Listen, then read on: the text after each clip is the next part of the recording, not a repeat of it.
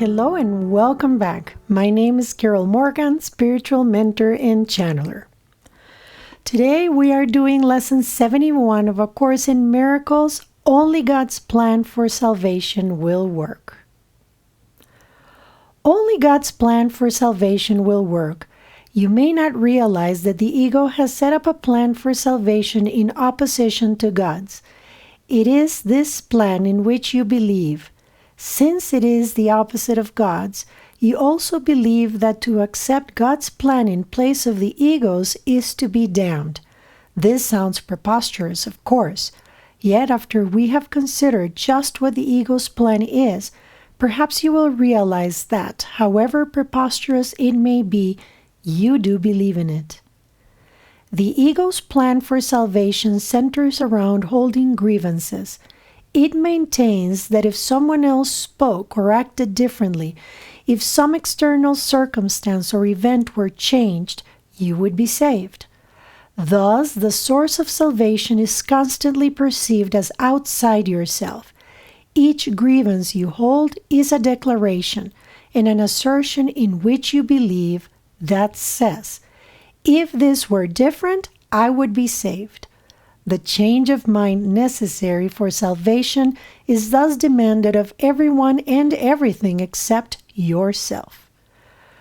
The role assigned to your own mind in this plan, then, is simply to determine what, other than itself, must change if you are to be saved. According to this insane plan, any perceived source of salvation is acceptable provided that it will not work. This ensures that the fruitless search will continue, for the illusion persists that although this hope has always failed, there is still grounds for hope in other places and in other things. Another person will yet serve better, another situation will yet offer success. Such is the ego's plan for your salvation. Surely you can see how it is in strict accord with the ego's basic doctrine: seek, but do not find.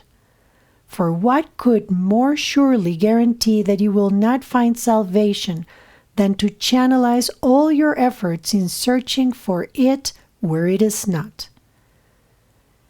God's plan for salvation works simply because, by following His direction, you seek for salvation where it is. But if you are to succeed, as God promises you will, you must be willing to seek there only. Otherwise, your purpose is divided, and you will attempt to follow two plans for salvation that are diametrically opposed in all ways.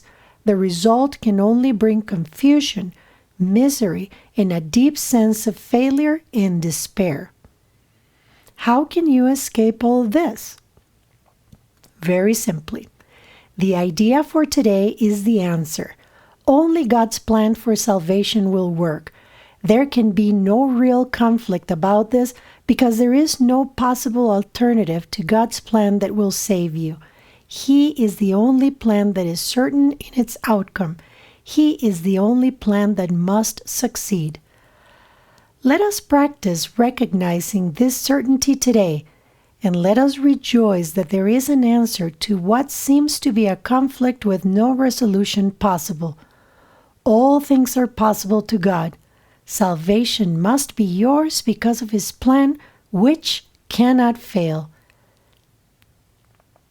Begin the 2 longer practice periods for today by thinking about today's idea and realizing that it contains 2 parts, each making equal contribution to the whole.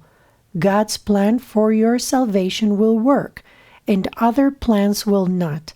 Do not allow yourself to become depressed or angry at the second part. It is inherent in the first.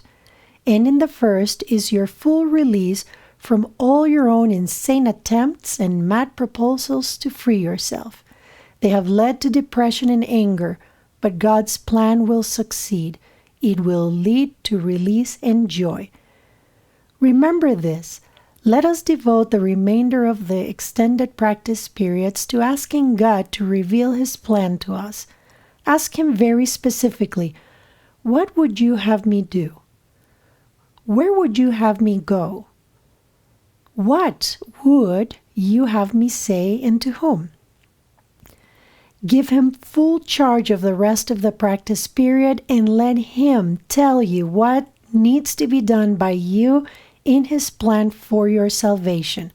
He will answer in proportion to your willingness to hear his voice. Refuse not to hear. The very fact that you are doing the exercises proves that you have some willingness to listen. This is enough to establish your claim to God's answer. In the shorter practice periods, tell yourself often that God's plan for salvation and only His will work.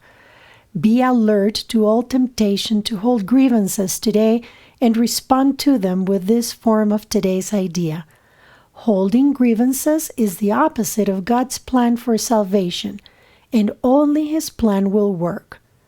Try to remember today's idea some 6 or 7 times an hour.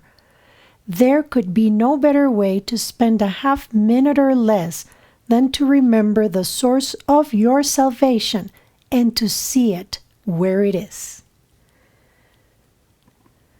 Let's meditate on today's lesson. Only God's plan for salvation will work.